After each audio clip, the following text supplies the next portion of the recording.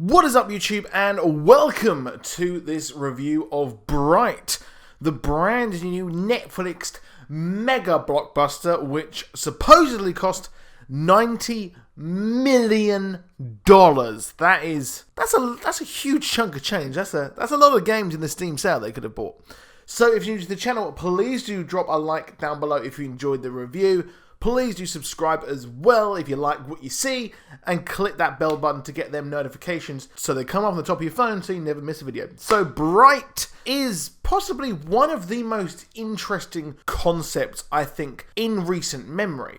In a world where, and this is very hypocritical, we have a billion superhero movies, a quintillion loads of sequels, and a franchise is a series. Seemingly every movie is being opted in to being a franchise or a spin-off or a shared universe. It's very rare that we get an original movie. And, well, I'm kind of glad that we got this movie, but it's being hailed as the worst movie of 2017, which, no, that's not true. That's hyperbole, that is false, and really, it's really not true, because Alien Covenant was absolute garbage trash. We then also had the new Pirates of the Caribbean, which I saw for free and I considered walking out. That's how shit Pirates of the Caribbean was. And then we have Kong Skull Island, which was almost laughable in how bad the script and the story really was. Even though we actually had an amazing cinematography, the film was terrible, don't at me. But no, Bright is nowhere near the worst movie. It's not anywhere near the best movie of the year.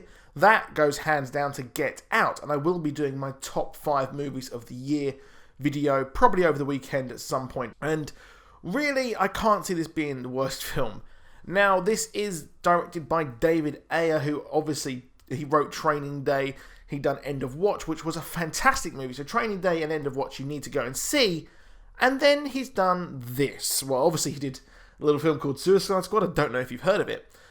This is very, very much, this feels incredibly like Suicide Squad.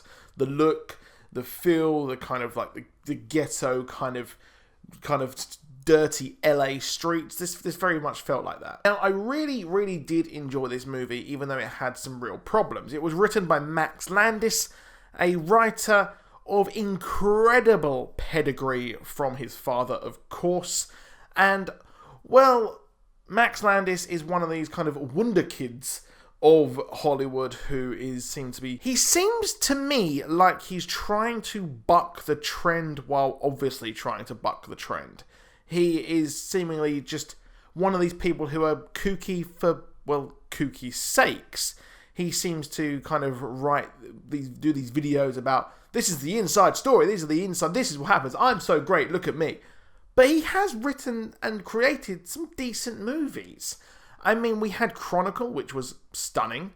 We then, of course, had American Ultra, which, it was okay. It was Jesse Eisenberg playing the same character as he always does.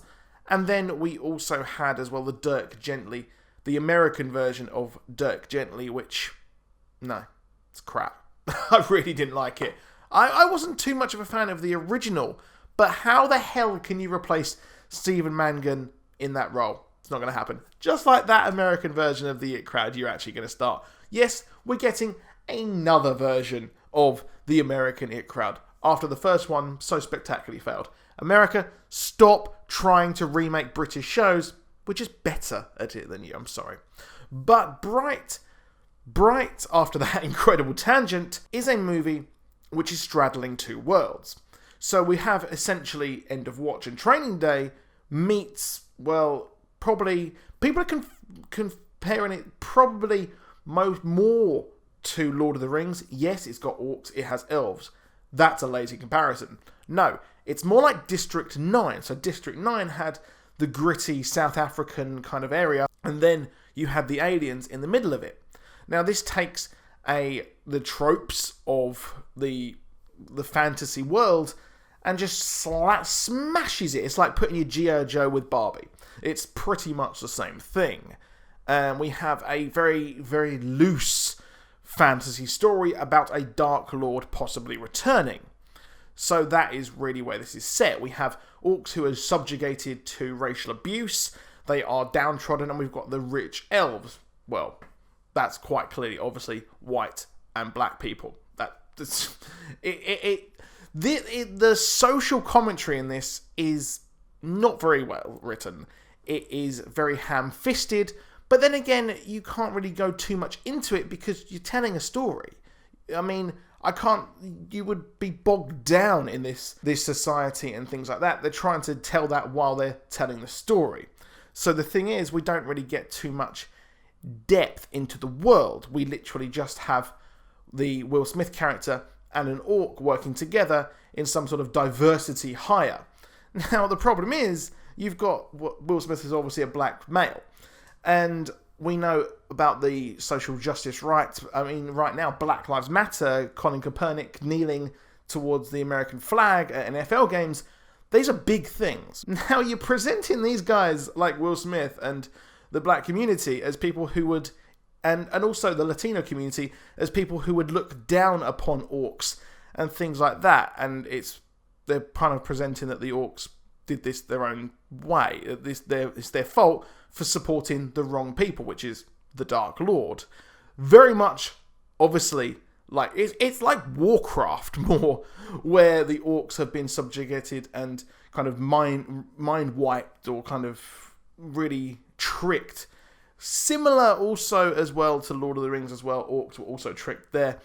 And now the Dark Lord has been defeated by magic.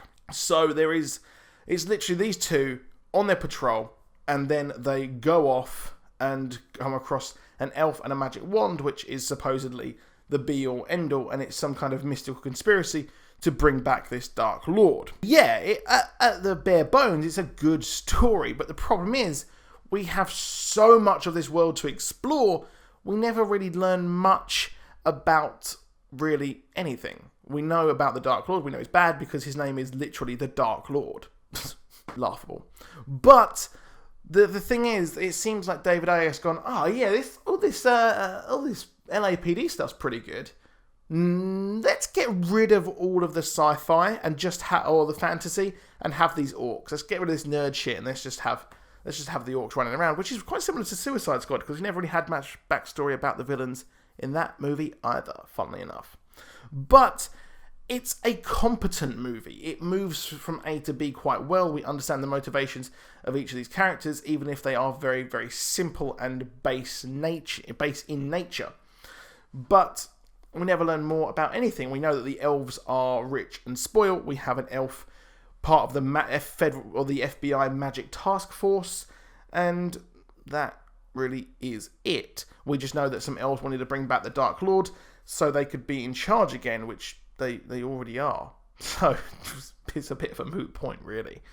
But the problem is, we have lines such as fairy lives don't matter today, and the whole social commentary doesn't really say anything, because we've got the humans who are of different creeds themselves all piling on the orcs. But it does seem like that the human ancestors actually fought the orcs 2,000 years ago in the final battle, kind of maybe the final battle like Lord of the Rings or The Hobbit or any other fantasy thing, copy and paste really anything here, and that's why they hate them. So maybe Black Lives Matter or anything like that, any of these kind of all the really tough things that happened in the past with social justice never actually happened, although the Alamo happened. Yeah. So it's really, really weird. But if you look at it at face value, it's an enjoyable film. It's by no means the worst film of the year. It's just an okay film to watch. And sometimes we forget that, you know what, it's okay. It's okay to enjoy a popcorn movie, which clearly this actually is. It's a copy and paste sort of sabotage movie or something like that, kind of police drama. But really, it never really goes anywhere. But there is a sequel coming soon. So personally, I would recommend it. I'd probably give it maybe a 6 or maybe a 7 out of 10, perhaps. Maybe more of a 6. But I enjoyed it. I had fun, even though I'm not a Will Smith fan. However, that is it for this video. Please do drop a like. Please do subscribe. I'll see you soon. Goodbye.